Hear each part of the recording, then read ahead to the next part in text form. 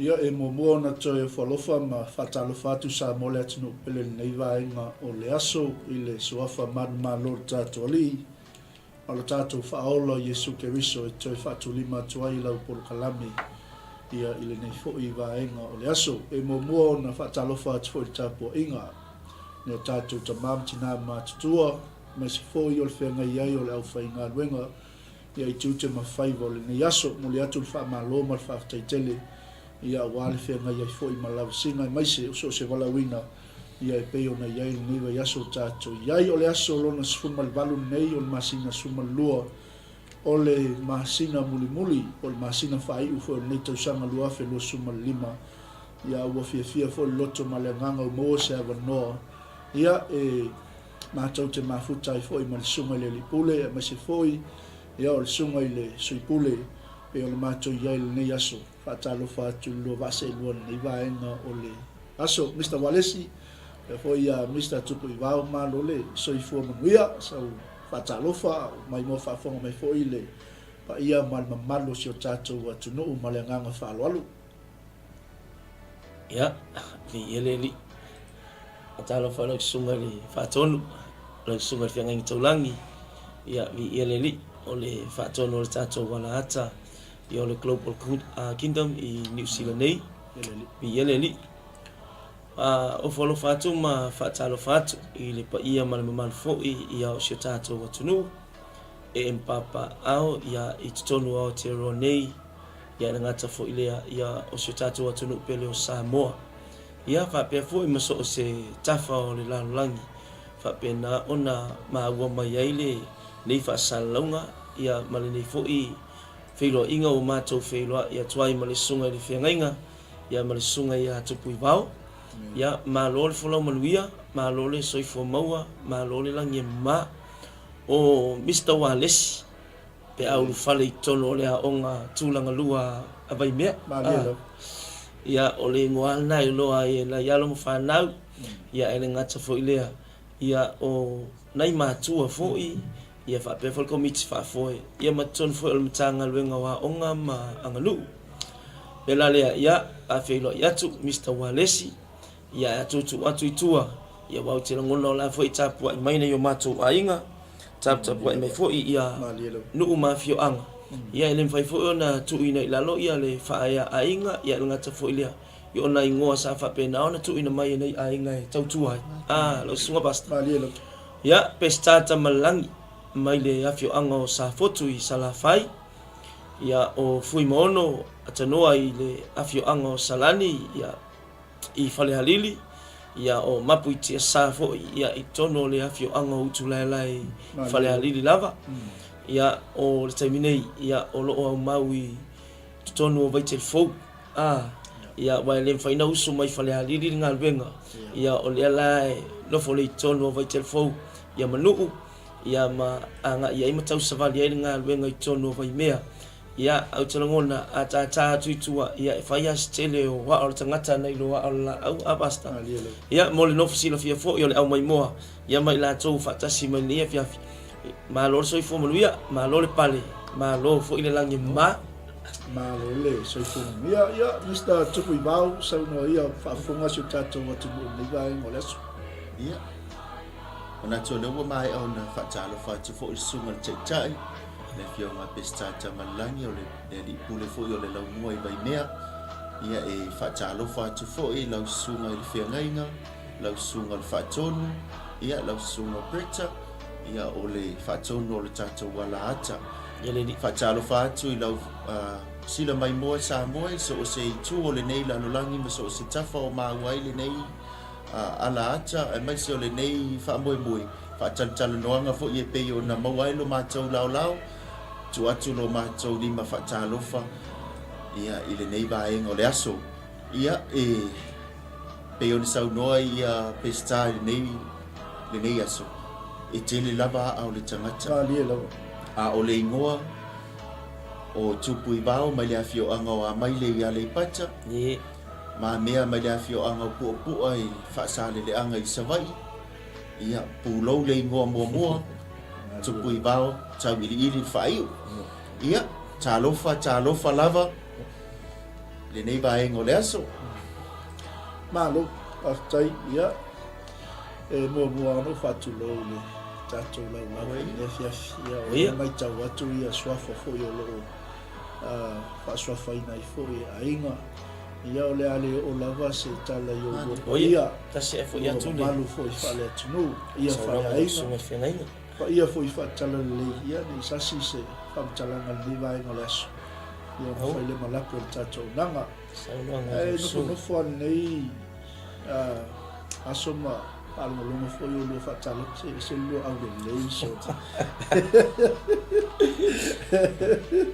se le fia di pasta o vai lo peina lo son o lo que va ia tu nei le camera se pe o le tau fa pe mai ni si po le meo ni tamata alo fo Queenslandi po o se o se au la kapi fo ile ia wa nei le fai maso le mato pule lua ia e pe se kanga ka fo ile kon kala te fo wa a wala state of origin le dua filo holo le sa noma malo lava malo le sa le ngato foi le tau sa ia li so le se pack line al tato au se tato watu no ale mai tau watu ali ia wile sa no ia o le wa tu vai lau fanua fu ia te ro nei le fainga malanga ia au mai mo mai foi se tato watu no ma mai tau mai foi nei vai ngole asu ia mai se foi wa ule fai ma tai tau tatu po le ase ma fu anga wa fai malanga mai foi ma la fu se fa moi nei fai nga malanga ia le wa mai tau atu ia fai sto tele la malanga ia po fe foi le malanga ni tai malanga fa lo malo pa tai atu ia la u amata me atu le e fola le o tala mai le sunga fenga nga tawala fisili ya mole sila fiela sunga fenga e mai se fo ile pa yo samo si sila mai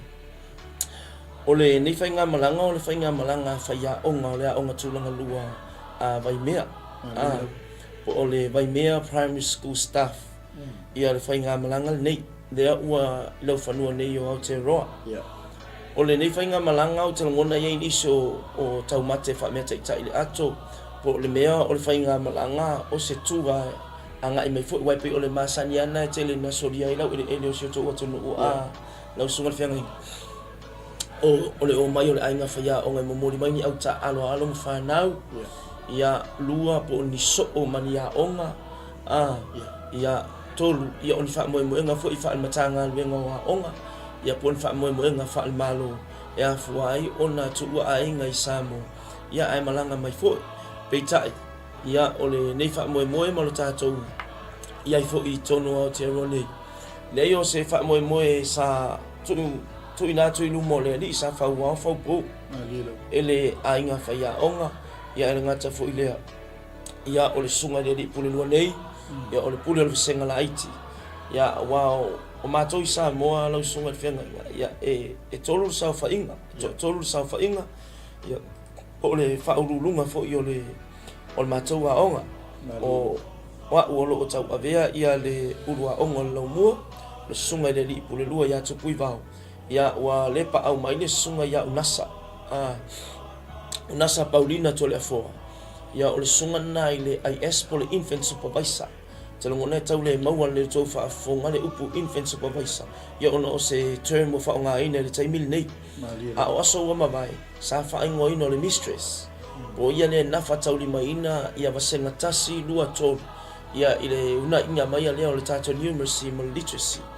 ia le taimila le ia o le fa malanga mai sa amata na fa nei pol kalam ia ai fa malulu mai ona tulanga fo ie pe yo fuanga fa le a inga i fa ungo le tau sang o le afia su mai le sunga le toita i pulo senga light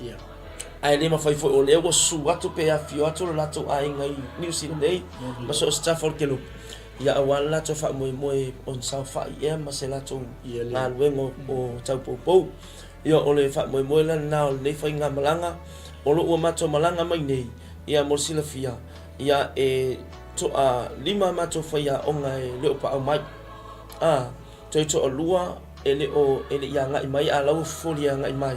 ono ni afu anga na mafu ai ono to tu itua la tu bookings o le isi faya onga sa look forward ama tu te malanga fatasi mai pita ya wa le malanga mai ona wa vala au mai le mali wona na tu a i America Samoa ona tu fa fo se ia ya la ia le ona tu no fo faya onga ya le na mato malanga mai nasionalo o le isi faya onga ia le tau na tia le vaenga le na tu ai le titi le processing o na visa ia fa taia ile ali tu pui va nei le sa ma fe lo ai mal sunga ya su'a sunga mi su'a ia o lawa maluia tu na visa ia o ta pena fia ma si po vi ia ile li la la o ta pena ia mo foi tongi pase se awa se va enga to tongi o le to ina lu mo le o le ticket ia i se aso wa to faina e fai malanga mai ai o le isila to lima ia wa umala bona mato fai fia ngai nga mai amatanga o le fa moe o tuangia le ma alofia fa le ainga o le loto ia matua fia awai mai le fai nga malanga ia wa fe la tala i esa amatatu ele o se malanga i se tua po se malanga i se so o ma se ainga fai ya onga ia o le malanga le o le malanga sa mato fuafua te pataula i ele va ai le fai ngol fe au malanga luenga ngalue mal fa moe o lo ia se mea tele a tātou te whaatini iai foi mo rea nei tau sanga. Le ngatana na ngā lue ina ia tau mawhai ia achievements o malea o ngā lo loto iai le community o le tātou committee whaafoi ai mai se ia se whaatoa whala inga i le tātou mtanga luenga wa o ngā a o mātou loto tu whaatasi foi ia mae a uma tātou achievements ma mea uma ia uma foi tātou task o nei tau sanga ia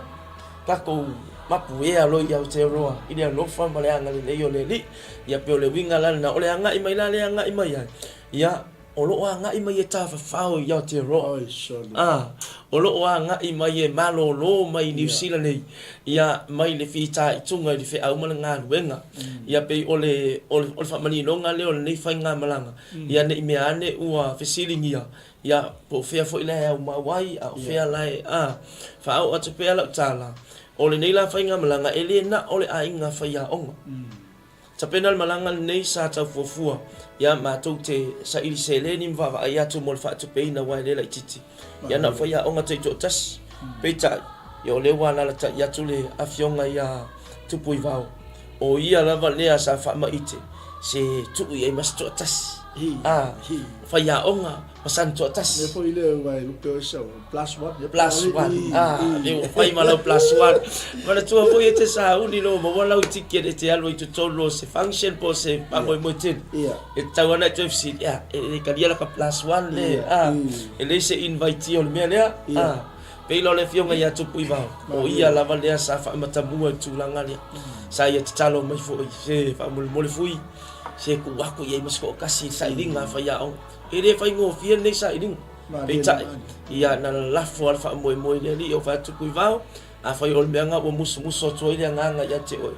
okay lo e kupu ele se me fina nga lo ya nga pa ia ele saula ia tato fa ele au ai velo as okay lo la ma si la fia li basta ele na se +1 le nga saul malangal ni o le fionga ile li pulua o le pulua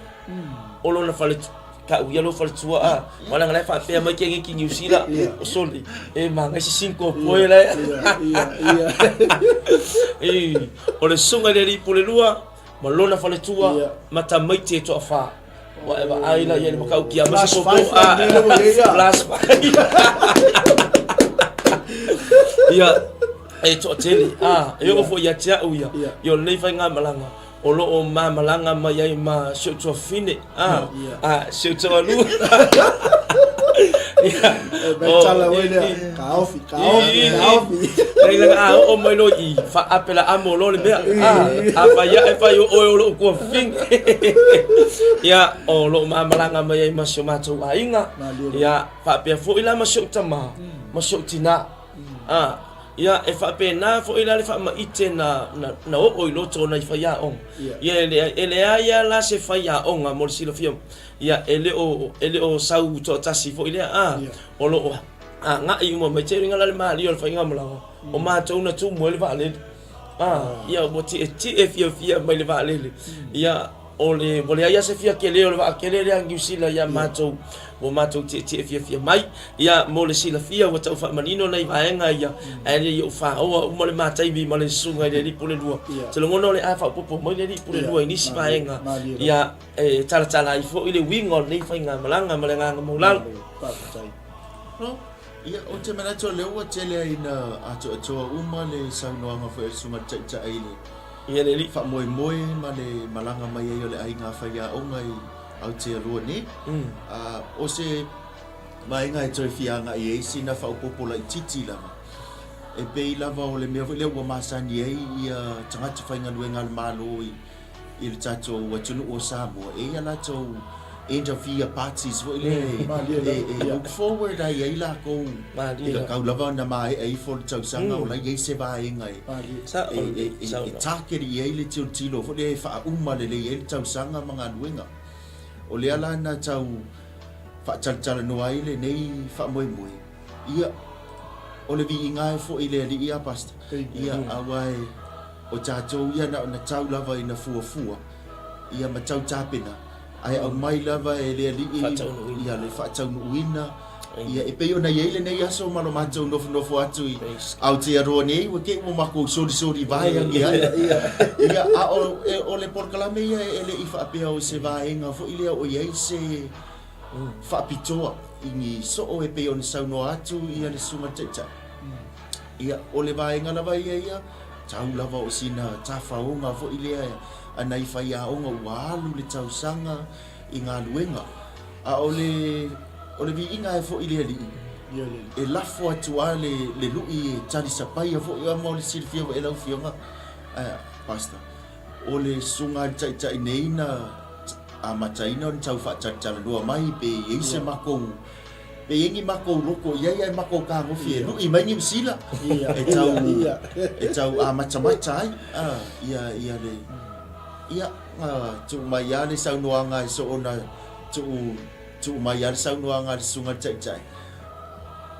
okay dua o wal ka mua pipi ia ki ka ko wala nga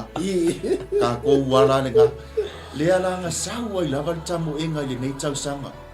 o le nga fafitai e nga lue a mal fa tu e fa tino lava le au nanga o le au mal nga luenga ala vo e lo ka ma fo e ia le me le takiri ia ka mo e lai fai le atoanga e ngata i le tau mafai o nga o le e ma nga ia so nga kamare foli mai ku e pe fa fia i lo ia ai pe o le atoanga na o le fa moi o le ai nga fa ia o nga o taimine e le fa pe o mato no fo fa atasi se camp ko se hall fo ile e la ai su le sunga le fa ia o nga ia i siona tau ai nga au te lo ni ia e fa mautu iai o nei le o ye sa mato fo fuanga a mea o le amako mai ye ni si me o fai inge o le talai na fai o le tafaonga ia o le alava mau te alu ai lava i lunga o le vaenga na fa talano ina o le tafaonga le e fio mai ele fio ngai afi mo no nei ia ma le na ava ia pe o se toef so hani atu le ile pol kalame no toef fa pu atu pasta ai le foli mai le chef sini ma lo sini tu o le wa fene ia langol TV ale kalesia e fa le nganga fo ila ngona ma manatu ia nei fai tau se si a me u fa tana no nei malanga i lungo le o sa to ma le pa le fa mo nei sa a fua mai le mea fina ngalo i tama oni la e ia te tununga e usanga le tu au le usau no tu pui vau fa ia fua se mea e fa to fa la i tu pui vau ma ave so manatu kana le sia no ma le li so o fa mo a tuala a silsila tu singa le ngalo no ta pu lua e la fa pu mo e lunga la fe pito lunga na ile pu na fa pe sa ye fo ila to i le mea sa ye fa tasi ila to male loto nga testes tasi loto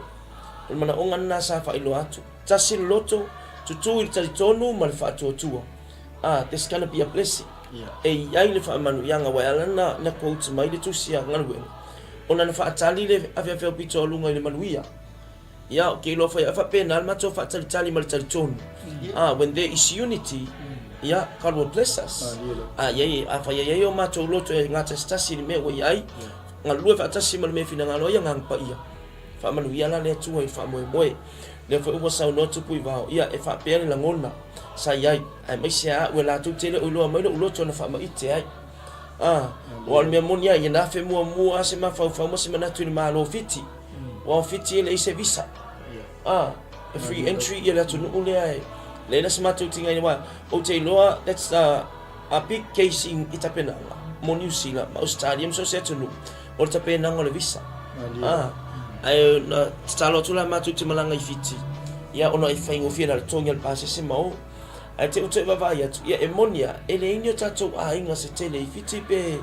mo tino ele ai e te le fo la fa tu pe ngo se accommodation mo me fa pena le lo la sa tau fa ia lo tasi lo fa tingo ale anga ma tu te nga i mai nei a le si fa mo tele ana sa ia te ia fa fia ina lo tole a inga fa ia o le sua tu pui va se tasi fo tamali o tanga le ngo fo i mai atu no mamao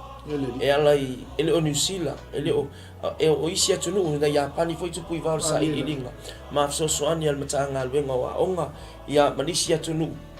ia ave ia matanga le ngo pe o la tala ona wa fo yo tai pe to finga fa tai o to mai matanga le ngo e o expose fa fo wa le sa i linga man via mo matanga le ngo wa onga a mai se ano ma fa na ia a fai foi ai mo se fai a onga pe tasi le tu malo pe tasi le motu e fa pena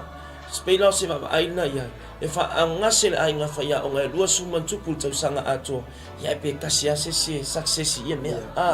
ia a ole ne ia mano tapena ba ko wo fia wa ele ko ngia nga oilo pasis ko pe ya la ko ngel kanga lu pe ya la sponsor mai single pases ya kama ayo mai fia fa uma fia pe ya la poka la mele kale si lo ya fa uma malo o poka la mele na lo matonga lu ngi pasta deva yaso let's finish strong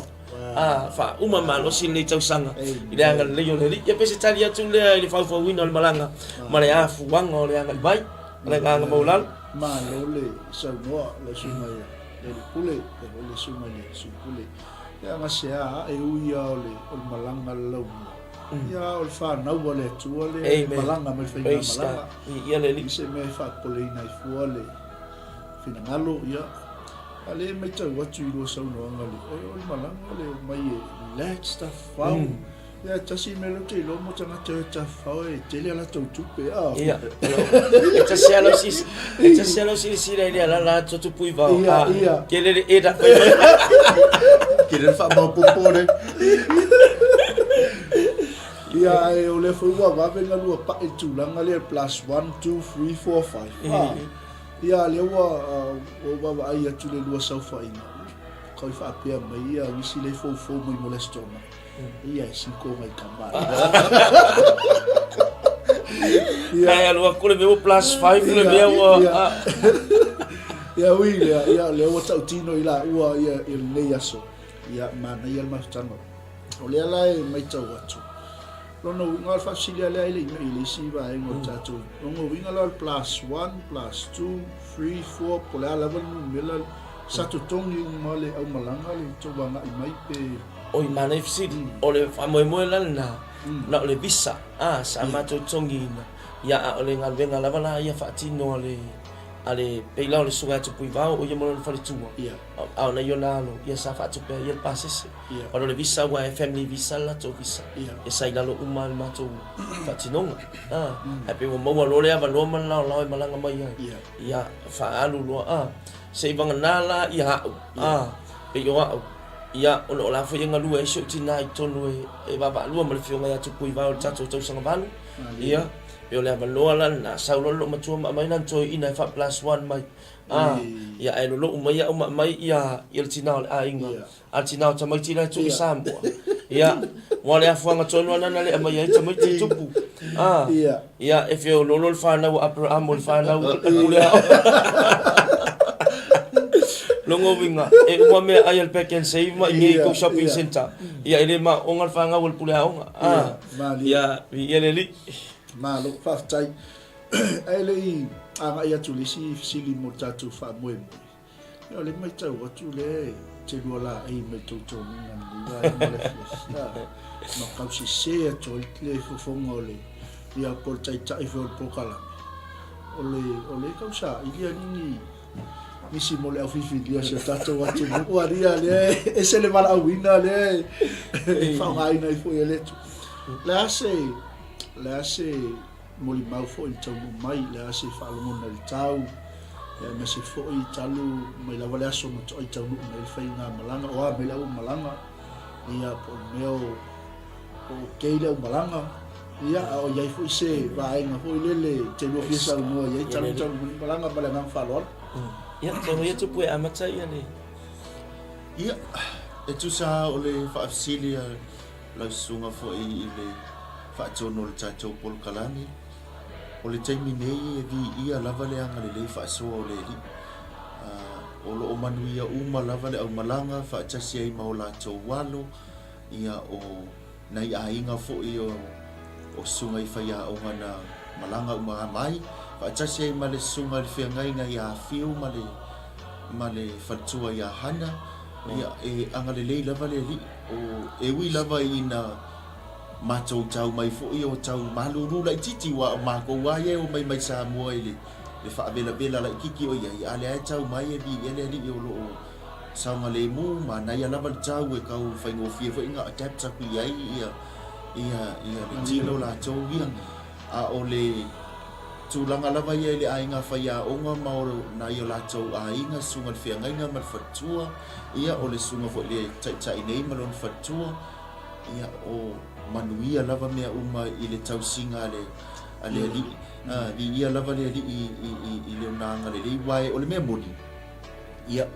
o lava ia le fato a tu vai mai i New Zealand nei ia o le taimi mua nei wa e mo i lava ia nei malanga mai ai nga nga transit lava i New Zealand ma fa au ai le fa ia fainga malanga i nisi o atu o fofu anga ia ai o te tonu o le fo e mana isi sunga e fato a sia lava le ni o New Zealand a o le nganga fa aftai e o mai le so o lo manuia o malava le au malanga ia o le o se vai nga fo e fa fo e le vi inga le ali wai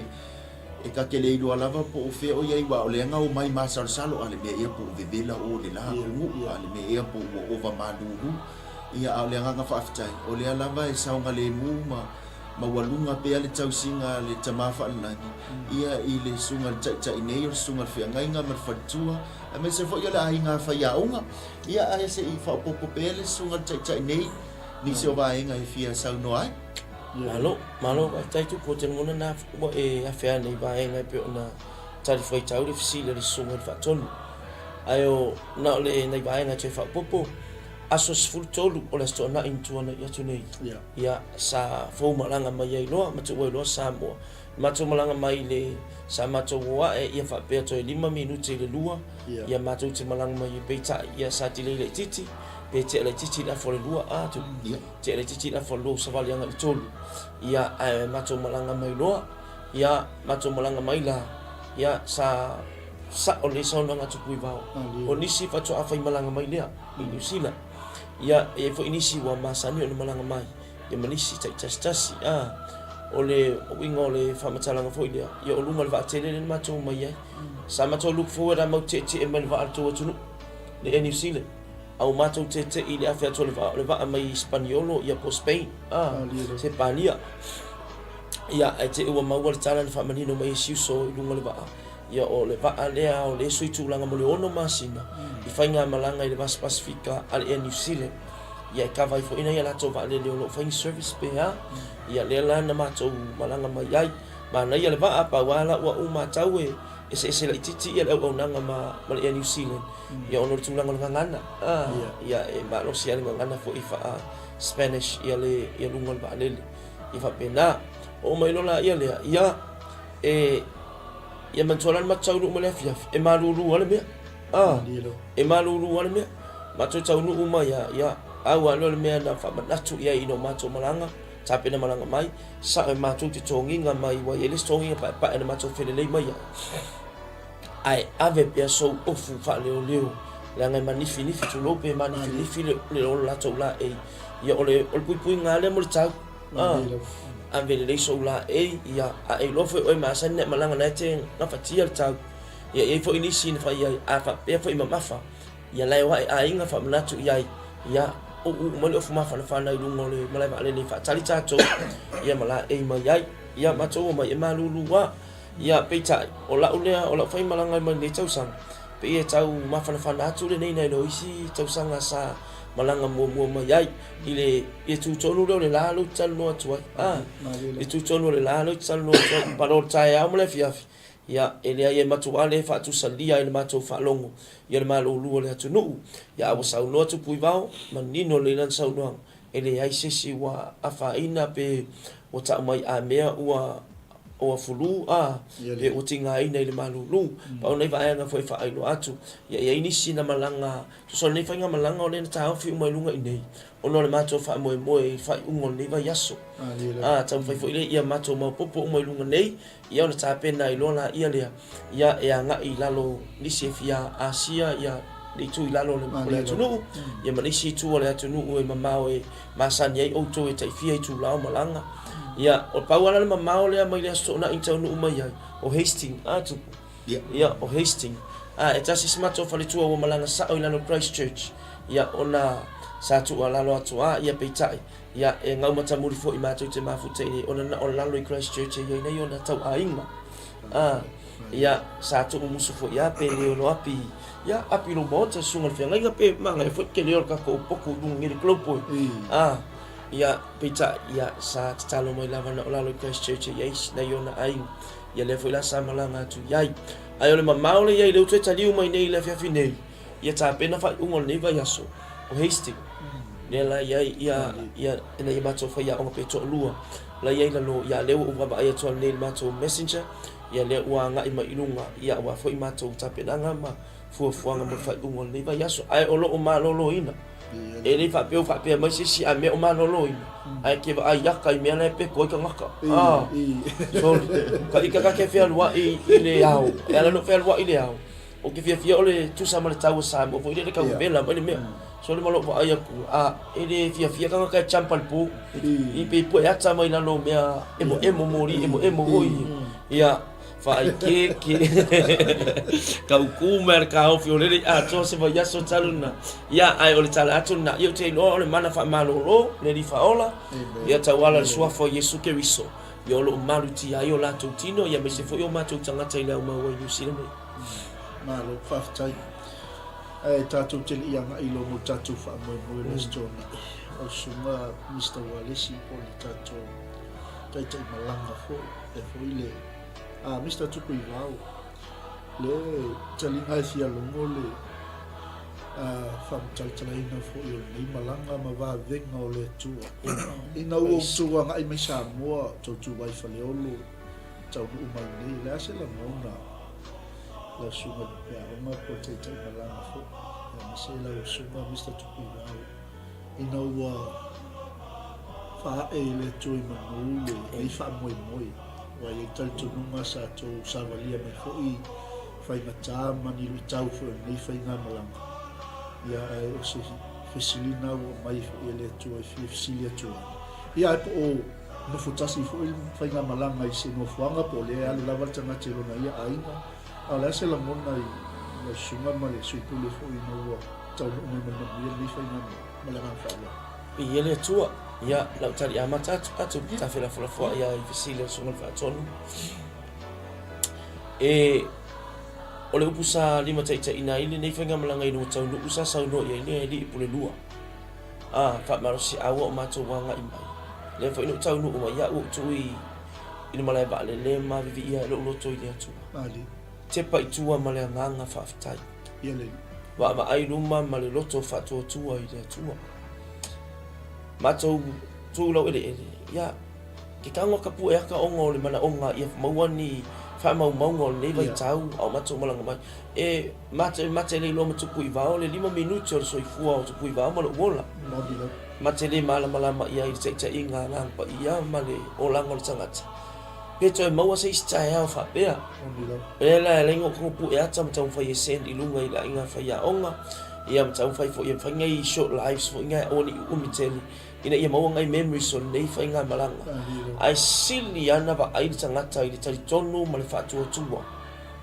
Le o langa tari tonu ma le o langa tapuai. E le o langa fo ile le whatangata lotu. Wa ese uma tapua inga. O sunga e tupu i vao le kalesia katoliko. Wa ia o tātou e kalesia Pentecoso. Ia o nisi le whakasao nisi o lam. Ai po le ale ese o denomination o le ale ese o tapua inga. O le tu whaatasi o loto e ala i whātua tua. Ma le tari tonu i le upu a le atua. Whai ako uia le o le malosi o tupu i vao. E whai whapea mai wa unga executing al pokalame rea. E whai mai tai fono. Ia wa malu lua tua wa le pa au mai tai fono. E nana vas o tai fono. E le ese sio ma ua o tai fono. O ma ua ia o tai o lea o nga. Ai tuto fiel tai fono o social committee. Yo ia la na ma sui tai fono. Ia e ma whai o na la tau ia na wha pokalame ina uma. Pa meos whato whala inga e watu. Nga yoin whatino tulanga whapena. Ia ole winga na ole o famtalanga e leo se malo sila tai fono ina o tu vai ni sila e leo se malo si fo i o sunga tu pui vao po se vai ingo ia te uia male ai nga fa ia o ai tato fa pe ane e ma tato fa pe i fo yo tato goto ia tato ma fa ia se mea ono ole tu ono o ia wa ia te tato ia wa tau nu malu ia mai ia fa inga malanga vi ia la le lo fa malanga le ole tua ina wa to ai tau nu le se malosi o le tangata. Kai mai ia Sakaria lava ia se le papelu, e le o le fita. E le o le malosi, ia e le si tūlanga tofi po o le telo ni tupe, po le to mai male anga vaa na sa ili ai nei se leni. A o le atua, na ia te tato o whata unu uina male manuia ma ia ili nei fōlau. Ia male nei whainga malanga i lau whanua o te ro. Male ngang whalua. Mr. Tupu i vau, le te ilo le ua. Ia i lea o te lenga fo saunoanga i le sunga i le pule aonga fo i tūlanga lea. Ai lea la a iei le sivaenga lea o le au tatu iei pe i. O nau te tali tonu so o se tape nanga lawa e langa le sata o le pule le unity. Ai iei la o tali tonu na iei ni lu i tau. Na iei fo ingi mea ka kau wha alawe lawe. Ai lea nga ua i le tatu whatatanoanga le pule le unity. Kena e sau no manido dua nga lea pe mai ai o angi lu tau ni fainga malanga ai pe fa pe fia foi ona tau manu malo ina nei lu tau mala nga fa lo amen ano mana ia le fa sile lo fio fa ton ia ele se me se lau pa se ne pe o le afo ile ato o le tangata e ia la va na fa fita uli e ia lu tau e fia ngai le awan o le folaunga le sunga taitai e mai se fo'i o le pa ia le ainga whaia o mane. O le talanoanga lava ia le a matamainga o le whaamoe. O le mea whaaftai e le loto fo'i le ai o le tūlanga i le awakua o le whaatalanoanga i le teimi amata. Vaveanga pipi i mai le ainga whaia o mai o kongi le whaamoe. O le winga o la utala ia awa o le ua pe o le sa tala noa i le unity ia po o le tutu whaatasi lea ua mawhai ei o na taula o le whaamoe o le sunga i le pule o senga la iti o le sa mua lava whaailoa mai o lona finangalo e tele le fia iai ai ei o na tuangia i le whaaiunga o le tausanga o na tilo le iai o le tai ma'o so o tuai masio matina wa tau lava ia si o ma le mitari ai sio matina ia mai sio na yo mato tina matutu va veana la lango mai ua faingo fie i le mato tamu inga mai le nei tau sanga e iai nei rui tau ele tau na tia fua ia le vaenga lea ua afea fo i le saunoanga Mr. Fafsid ia o tulanga ia masani nei sa ilinga seleni wai o le tupe lava ia le atoanga o le me e fatino mai mana onga o le nganga faftai le ia nga o ngai su nga kupe ko kongo le o le sunga tai o le pule senga la iti ia mama tua ia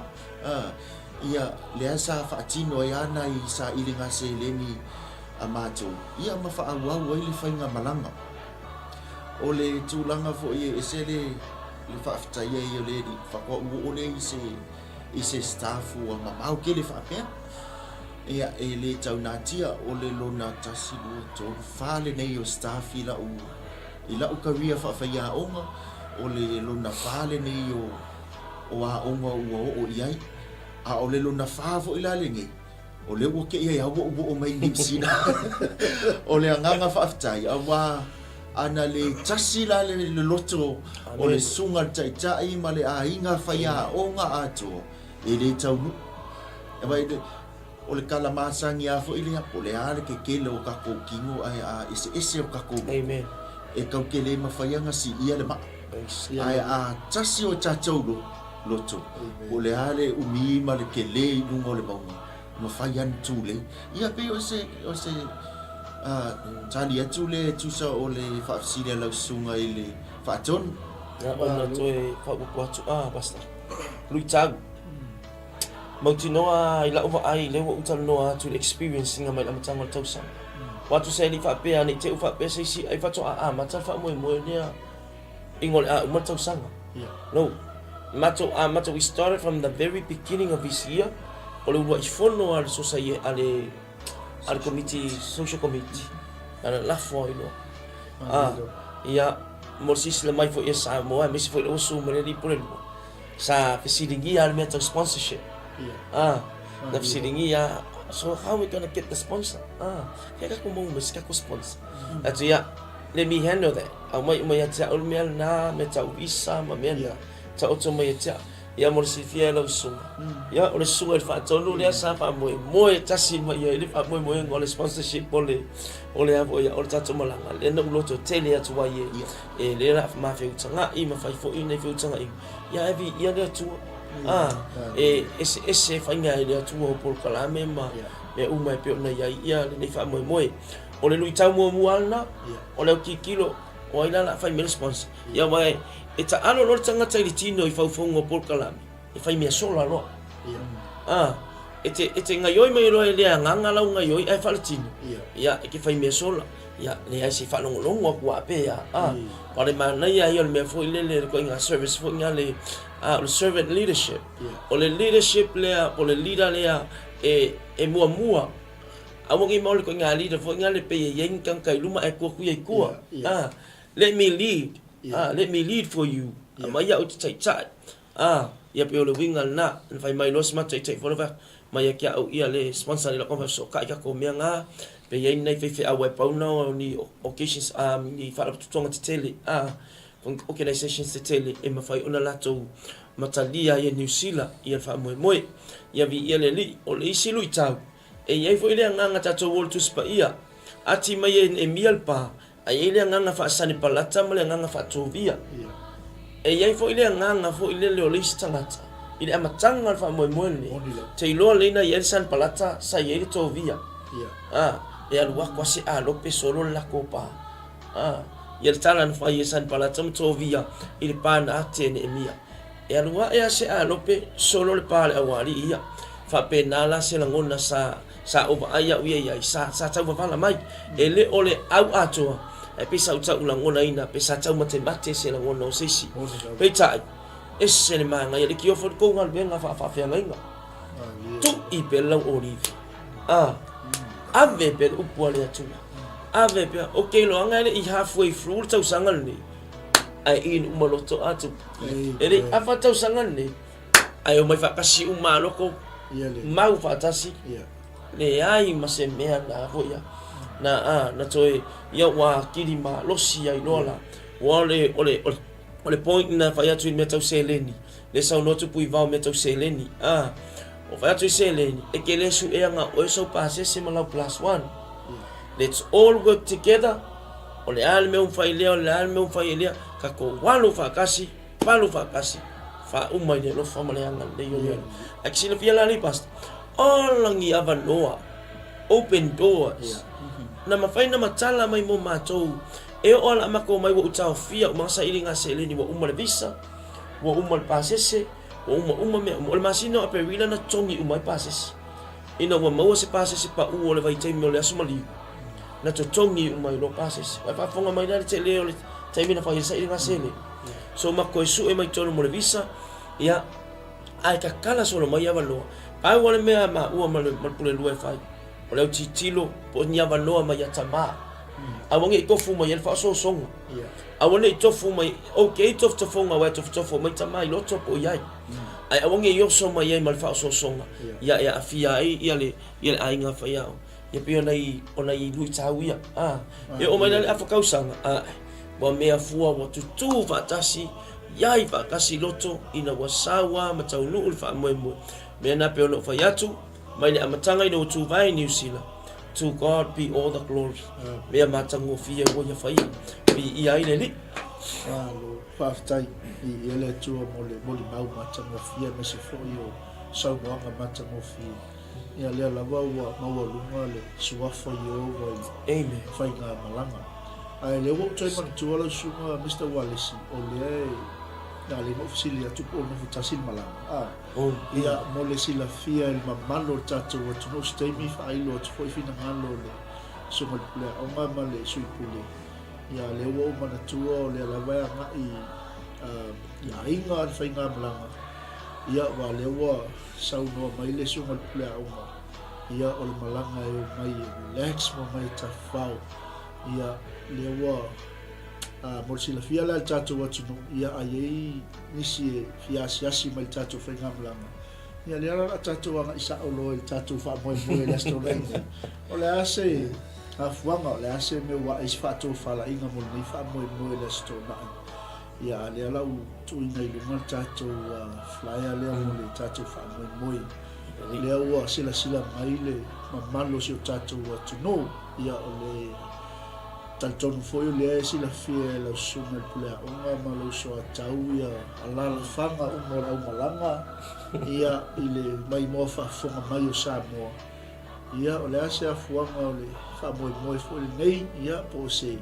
o fia ia e tawhawhao e fo le umalanga ma fia whaatas.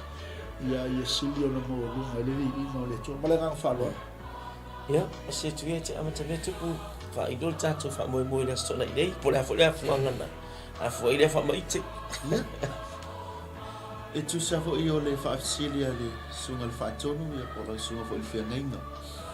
O le e peia o le toi tau fo i la ititi ai tua sa matau whamatalanga i le amatanga o le whaatalanoa. O le whaamoe lava la tau ia o le malanga mai. O le tawhaonga le staff. Ia po se sina i o wai le whako a wha uma mai i nei whi au mga luenga ale staff nei. Ia peita, e tapena le whainga malanga ma uai ua ina tau nu uale o mai ma o ready uma vaenga uma. Ia ai a matalona tatalanoa mai le sunga i le tai fono o le tatou social committee. Ia ma whaatalasanga ina i le vaenga lea o mo le silfia. Ia o le whaamoe lava ia. Na whaapea o ne tapena atu e alo ma whanau sunga i whaia onga o loo alalam papa au i New Zealand nei. Whaatasi e ma le lango sua e nisi fo i o i latou. Ia na o tauina i le lau mua i vai mea. Ia o lea lau mafuai o na whaile nei sa ilinga se eleni. E pei o na ia tatou flyer wutu inatu. Whaatasi e fo i mal nei whaatatalanoanga. O le aunga lava ia. Ia ona o le mana o mia o sina taimi se i mafuta whaatasi. Ia le ainga whaia onga. Ia matau ainga o na isi whaia onga fo i olo o alalam papa au i nei. Ai mai se lava. Ia se i toi maua sina taimi e whaatantara noa ai fo i ia. Nisi o ila tau sa whapena o na a o tau wina i le lau mua. Sa le i eise langona i le sunga tai fo i mao matau tangata. Misa le ainga whaia onga. A mea o se te le o le halua a le nei wha moe na wha pea mātou ia ai ngā si kama i mea ai kaunga. Ia ai peita ai o le nganga whaafitai fo i le ngata ia i lau sunga le whaatonu o le nei ala leo ia mai se o le tātou pol kalame faatasi ai foʻi ma le lalago mai o nai isi o paanga tō tino foʻi a le laumo ia o loo tapenaina tatou fly se mavaega uma lava ua te lē le expose atu o le faiga malaga le aiga nei a o le faamoemoe lenā e pei ona iai e leʻi ai se fuafuaga a mea o le a makou o mai e faiga makou su e gaku pe e le o iai se fuafuaga faapena a o le peitai o le lagona foʻi lea o nai tamaiti ai nei tulouna ia alo fanaua alo o nai faiaʻoga foʻi o loo matou galulu ai Samoa pei o laina avatu o latou manaʻuga i sina vaega foʻi le fia ofa mai ai sa latou fesoasoani peitai e faafaigatā ona ese uma vaega e matou te nonofo ai ia malala ai foʻi le suga le taʻitaʻi nei ma le suga le feagaiga ma le fatutua ai ole a faaupopo atu le suga le taʻitaʻi nisi foʻi o vaega na afua ai ona faatino la matou tausala lea i le asitoʻanaʻi pei ona loma nei ma loo faaloalo faafetai alo saunoa i lau suga le pulua o le tau manatu i le aga lelei o le alii pasta aua leu saunoa nei ia tupu i vau e le o le faamoemoe lea sa ia matou aua le o le agaga nai o matou tagata ia faʻolatia le malaga e mafiafia maaiga tafao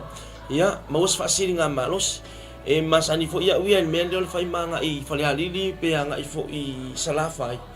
ia e ka whao ai roa ia sfiafia ke ngā kemi le la foʻi ai la atoe oi i tūmua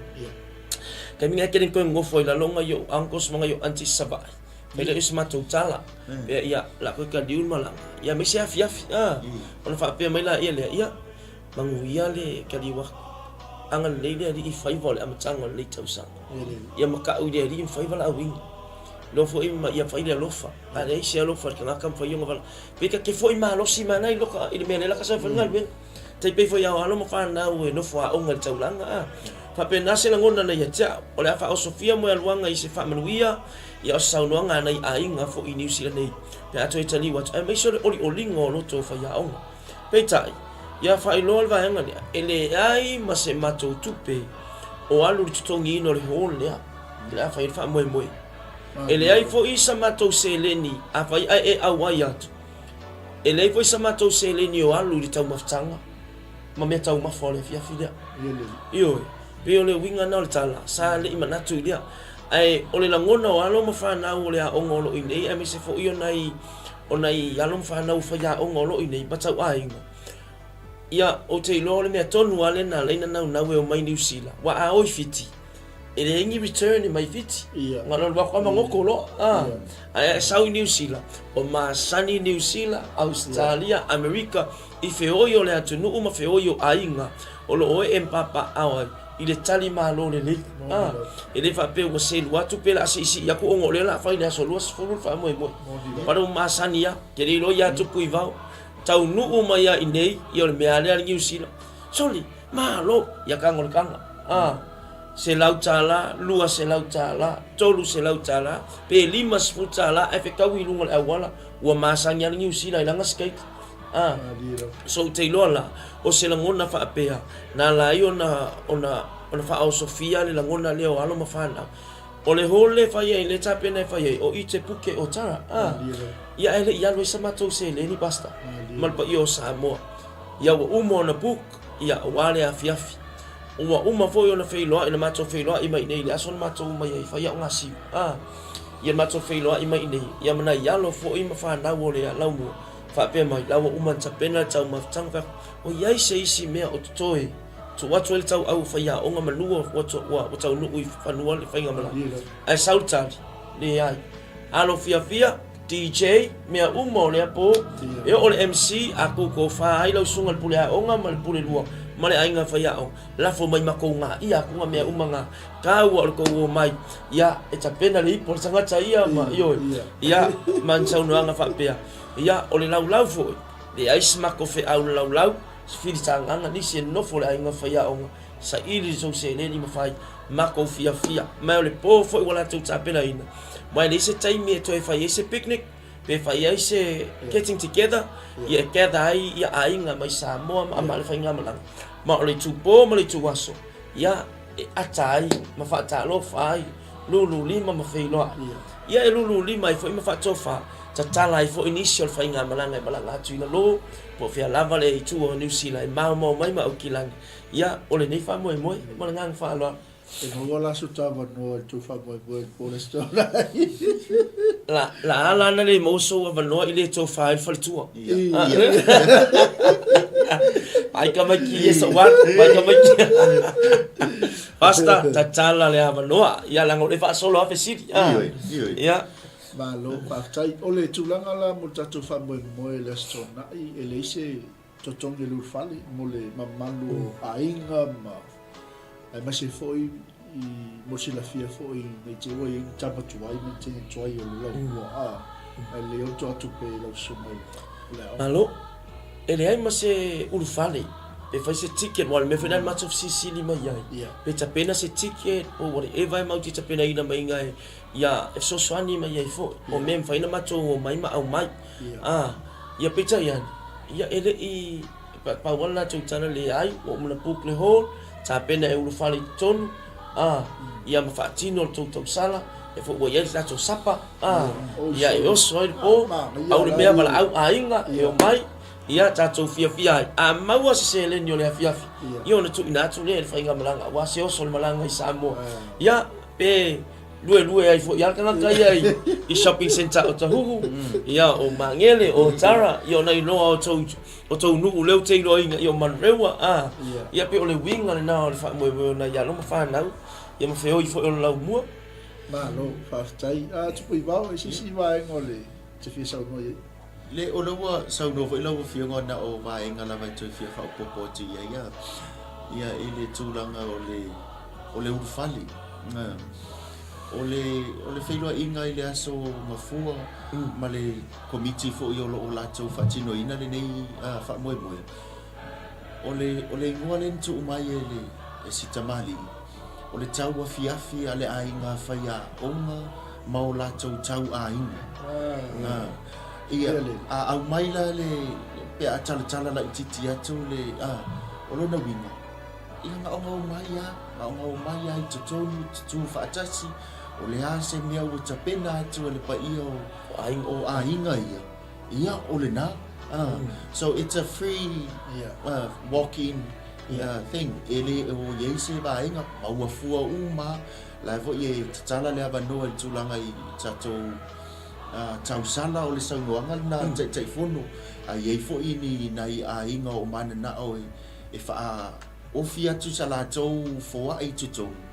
tala lava le abano mantua mai o le fa ingo ina le na bat o le tau fia le ainga fa ia onga matau ainga o lona winga ia o se fia mana ia fo e toi mafuta le ai mana yo tau ainga o wa e lawa e inga yo cousins nieces and nephews o lo ine le fa o ko fa fikai le ri ko o mai o kai do ai o ke ma kwa yo le do la e o la vai ia ai fa kakala Facebook i lau sau le sau o le anga fa aftai le na ia o le au ma fo ila na fiafi ia e ma ngai fo ka ko ke si vai ma wana ia va no ai fa fiafi anga o tapena ia le sunga tai nei ma le au va ia ai le ka ko au si va ia ai o le pe fa ko ia o mo lo New Zealand ke o fa ia ko au si va ia malo na no te fa po atu basta o le tau sanga lua fe suma lua na matu malanga mai fo ma wela no tsau au mai matu mai le au lo kapi under 12 ala tunu sa mai nei o te malanga mai fo la ia lua fe suma fitu e au mai pe o ia fai sa tana pe o sa no te pui va pe o se po e fai e fi lo ia ingo tamata aloma sorry a se po le la ki se le ni sa matu fo i matu ia o te le na tia nga fai le ia ma ko container yo fai le container o sisi la tul pulenga male fai amala ia etele se ni ya ke ba ai la unga bol anta 12 me o wila vidi vai ala ta boiti skateboards ia o la ko scooters yo me na fia na fo mai la tu ai ngama ia o le winga na o le tala o tela ngono se fia fa pena la fia le o le fa tino ai fa mo le na so lua se fulu o le masina nei ia po la sto na nei ia sisila ilunga ia tatou whaalau iloa lo ilunga le ngana Samoa ma le ngana Peritania ia i te tonu la o Tara tonu o Tara ia te longono le vaenga tonu lea pasta o le tau atunu u lea e whai e fili marketi o Tara olo o tu au tawhai ni hall na te puke ia o inala te puke community hall ia nao le a whaatino inai ile i tū la e valu o nei tu ina tu pele sifulu ma le lua ia o te iloa e le umina wa ia wha moe moe ia e pe ua puka e la tau le wha moe moe ia e ua fui ma ainga ia ma alo ma whanau olo i New Zealand nei ia le i tū la e valu ia i le sifulu ma le lua ia a wale wha moe moe au te iloa le a le taimi ia tu mata manga e uma i wha moe moe polo kalama ia o le taimi fo le nai mai ai tala le avanoa ia mo sa saanga ma sau noanga ia o a fo ini tulanga e ma au iai ainga ia o te langona ia e tala uma avanoa ia o le isi vaenga e fia wha manatu mo le afo ia mo le afi ia e le wha peala na mau atu le avanoa ia na wha sama noa ilo sa vali mai le ainga wha ia o ngaleu sau noa tu puiva sa vali mai fo i manai sia sa anga po ni nai sau noanga ia po ni siva o le sau no ai le ainga fa ia onga mo matou siva ia e mori ai fo i le fe au o le atunu o le nganu o le atunu o ala i siva o te no le mo lunga fa tinonga i Nail Polyfest ia ai ele o tu mama ina fo le matou o mai matou ia ese ale ngai o New Zealand ia New Zealand born ia ese ale ngai o Samoan born ia io alo va ia pila como tu poli wo o pise New Zealand burn mo ele ia tu se vai so tanu no mai ali awa ia e o winga na ia o le fo ila mo sila fia na tunu ia pa tai tele le fionga le fa tonu ia sunga le fa tonu ia mo le fa avalo ino le malu ma fa la ino le o le fa le nei o le mota nei io se vai na tele o le mota nei o lo fa ia o nga siva o lo tau tapu e ma tau fai ia o nga siva o wale a fiafi ia ma tau fino inga ia ele o se fa fia nga tele ia tau lava ina tau wale ai ma fai tau wale ai le afio atu ma le tala au atu ia o tamali ia tupu foi mai o le atunu o le mawalunga o Samoa ia mai feoi o le ainga fai a onga ma le fai ngā malanga watu vai New Zealand nei pe o le nai whamaninonga ia o le whamoe lau sunga pasta Lo whaftai te lo le ua lama whai u tatu whatatanonga le vaenga o le uli ia te loe wa le sausili o mai o look forward to la store ia wa tala mai foi la vanoa ia awonge ele sau mo la store ia tu na tu factor ia vanoa o suma Mr. Wallace e foi Mr. Tupuivau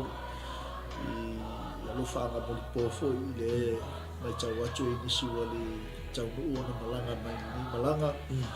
ia ai mai se foi o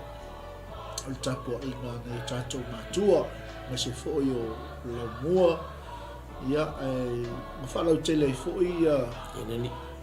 se lua sa banga foi le mai mo fa fonga mai o Samoa ia ai ma se foi o tama matini toi foi o ni la mua no le o tala tu la no ia ai le fa i pal tatou po kala mai la na fa alu ia so no ia tu kuivau ia o le lau fo i watu ina mai fa ia sa matou tala e momoli atu le ngangol fa tele men ia ni e fia isa matou fa mtalanga le amatanga mai ngole ni fa moi ia e mai se fu no matou lau o fa ia no matou tala no atu i lunga nei e momoli atu le ngangol fa tele le lau sunga fa ton e po lau sunga fo i fa fia ngainga i lo matou lau i le manu nei e le ngata o le whaatala noanga nei ia a o le whaonga ina fo i o le tatou manu e sunga i whaia onga ia mo le toe whaataita i ina wa lātou whaafia fianga ia mabaenga umai mo moli a toi le nganga o le whaaftaitele o te iloa i le ini a mātou tupe tau ia toi no tau wanga le nei ai wana o le tama i le langi whaatasi maa mātou talusanga ia whaapena o na sanga fa manuia tele i le tatou ala ata i le ala leo ia mai se o lau sunga i le whaatonu ma le au whainga luenga ia i baenga uma lava ua cala ina mai o lātou avanua. Ia e whaongaina e vai mea mau na whaiaonga. Fi au sa mātou whamatalanga ina i o mātou pa i o PTA, mai si o mātou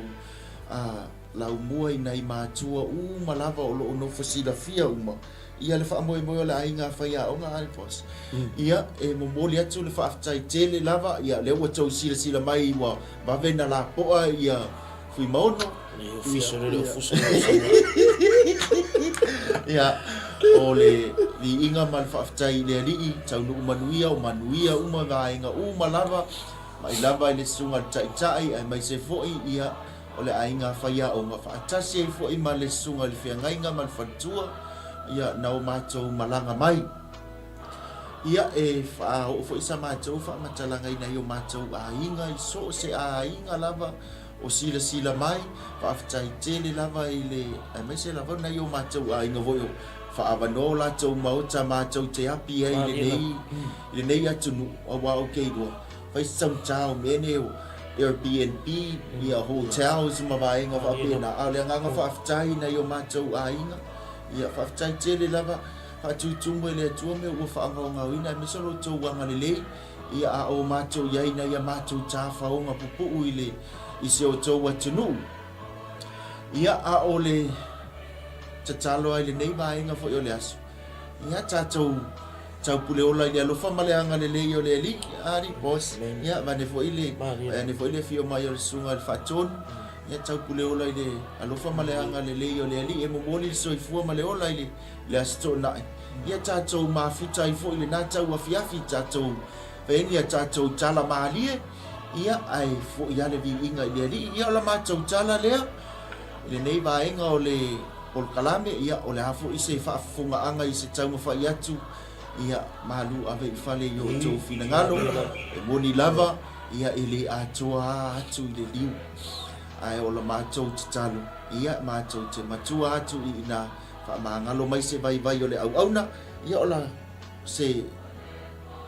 tala le nei vaenga o le aso malo whaaloaro whaftai. Malo whaftai. Tere i sau no fui wa le wa. Lo te wa ai atu. O la wa o me ia ngā mea o le whamoe lasto na iso li ma ewa li le mai o tino la usiwa ma. E matua al pusi masaya. Na ona peia o sina foi la wa na ilo matua o lo tau foi ala nga si. Ya ai na wa pa o mai la nga si. Ya ole su mai matala mai au. Malo vi ele ia le ua momoli atu le nganga whaaftai o le sunga le lipu lua ia te pui mau po le afionga ia maa mea ia ili nei ia fiafi e iai fo ili talitolunga e se e lua maa le anga pi ioa lo maa waa ia ili sao o te pui mau ili nei ia fiafi ili nganga o le whaaftai a o maua le maa ua lau lau wha leo ili nganga whaaftai tele ia feo i umo le lau mua i vai mea primary school sa mawhai o na tu whaatasi o tau au ia malalango le wha moe moe pe ona iai mai le amatanga o le nei tausanga se ia o mai lo na tau mafiafi na o le li e sila fia o mātou loto wha leo atu ai le nganga wha aftaitele o mawale lao lao i lungo le ala ata ia wha aftaitele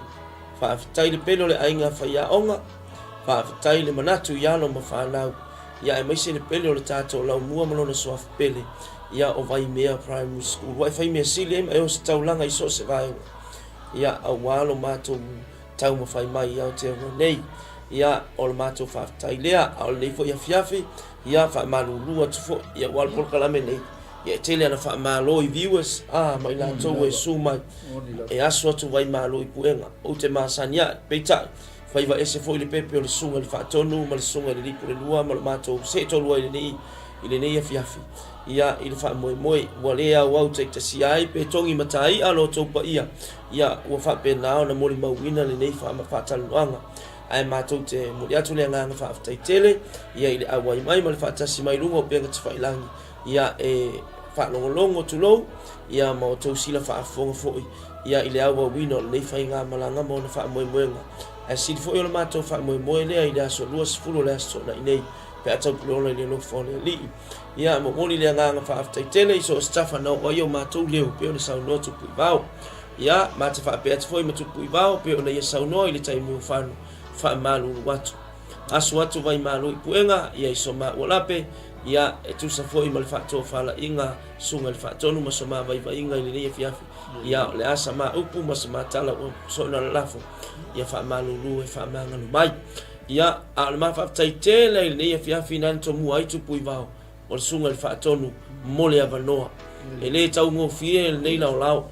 ia ele tau ngo fie fo ile nei fa moe peitai o fa alu le wila ia o fa alu le tise ia ai fa pe fo ia me fa inga wenga ia ono le mole ino so ma tau leo ia e ala i fa moe ngol nei fa inga malanga fa taitele lo sunga pasta Mikaele Pureta le ange tau le ri ia mole avanoa fa aulo ia vi ia le tua ia o samato upu lea ili ni fiafi ia anga le leile atua ia ili soifua o ta o loto pa ia taitai atu ili ni fiafi maua se whainga malolonga fia foi ia mai ngā luenga ma nava mai o ngā luenga ta simeo tau atunu pia ma nava mai isi ai watu isi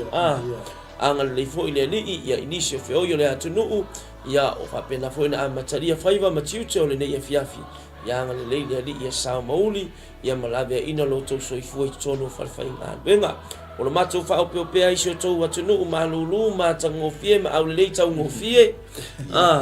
Ia wa o le sa o sau noanga le sunga ia tupui vau. O nei no whai atu ele matou kruche sole. Sau o ulacha a lewo X lunch. Whai lanto e whaopotu mo le siva iasu. Wa 2X lali mea. E alu lai Samoa. Ia wakau maalua lo le whaito o le valele. Ia angal nei le ia tatou tapai o le ngalo tatou mafuta ai ma feilo ia ile afiafi le astonai ia ile hola te puke ile tulae valu ile afiafi ia ile se fulu male lua ia pole le yo fo ile se fulu male lua ai manu tele ina le nei afiafi ma ola ia ile lofa male angal le yo le li soifua ma ia manuia ma lofa tai ia tantono le fai uma le o tatou pokalame le o sauno atu le sunga pula onga ia masi foi o le sunga ia le fionga foi atu pivau ia e momole atu foi faftai tele lava ia ile sunga foi matala me au ni vai mo le asu ia wa fa mo pe ona iai o le talo ia amale leile tua o pero le malosi e mai se foi o la fa longa ile au malanga ia male au plus 1 plus 2 plus 3 salo e feo lo sai si o ia sai sa ora kai plus ia sai so market la oi ia o tatou pokalame na Samoa fa'atalitele mo le silafia e la sunga Mr. Walesi e na Mr. Tupivau i o tatou pokalame le lungo tatou YouTube i lungo tatou Facebook Live o lungo lava la sunga fa'atonu le ile project al tatou nanga le tatou app ia la handu fo ia mo tatou app ia e mai se foi o lungo tatou website ia vai nga uma ia le anga ia tu ai ma tatou online radio o le project kuma ia tatou nanga ma mission ia o fa manu yanga lava le ua ele mata ia lava le li le to fai malanga mai le va le o to le na tala ina le fai nga malanga le va le fo le va tu sui le enisili ia mai tawina le tele male no ia fa manu yanga fo le fai nga malanga ia e moli atu faftai tele sa mo la auto tapo inga ia mai atu mai sunga ia Mr. Walesi Mr. Tupivau ia matou talofa tele atu tatou filo ile stonai fa manuia tele le tuol nei aso soifua mai manuia soifua